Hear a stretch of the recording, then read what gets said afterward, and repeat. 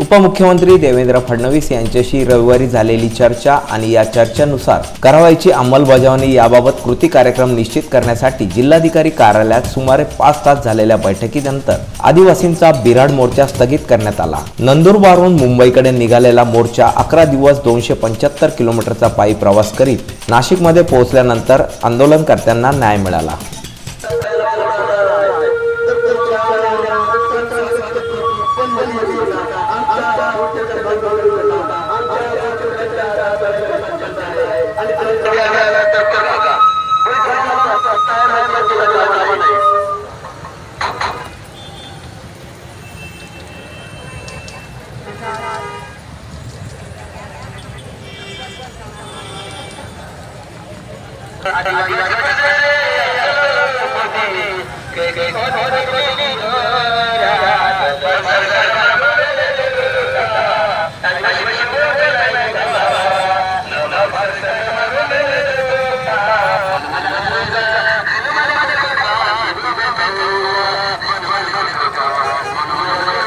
जितेंद्र इंगळे, मी नाशिककर न्यूज, नाशिक।